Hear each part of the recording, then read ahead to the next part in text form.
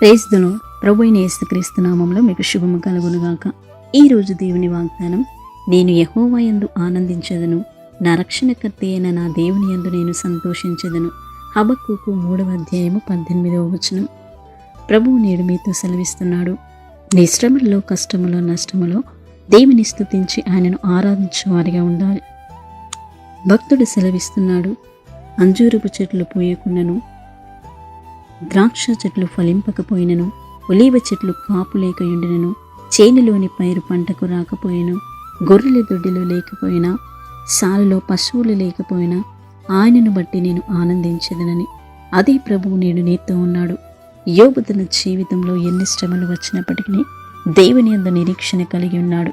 మరి అట్టి నిరీక్షణ మీరును కలిగి ఉన్నట్లయితే నిశ్చయముగా ప్రభు ఆత్మ మీకు తోడయుండి మిమ్మల్ని నడిపించును. మన ప్రభు నమ్మదగినవాడు, మన రక్షణకర్త, మన కోట, మనని ఆదుకునే దేవుడై ఉన్నాడు. కాబట్టి ఆయన యందు నిరీక్షణ కలిగి ఉండము. నిశ్చయముగా పరిపూర్ణమైన సంతోషం దేవుడు మీకు అనుగ్రహించును.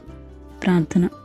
కృపాసత్య సంపూర్ణమైన గొప్ప తండ్రి, మహోన్నతమైన దేవ, మహాగణుడ, నీ పరిశుద్ధమైన నామాన్ని బట్టి నీకు స్తోత్రములు చెల్లిస్తున్నా. నీవెంతైనా నమ్మదగిన గొప్ప దేవుడవు. నిన్ను ఆశ్రయించి నీ యందు నిరీక్షణ కలిగిన వారి ఎడల కృపను చూపించే గొప్ప దేవుడవై ఉన్నావు గనక మీ భీకరమైన కార్యములను మీరే జరిగించమని, ఈ దిన దీవెనల చేత, ఆశీర్వాదముల చేత ప్రతి ఒక్కరిని నింపి బలపరచమని యేసు నామములో ప్రార్థించి అడిగి వేడుకుంటున్నాము తండ్రి. ఆమేన్.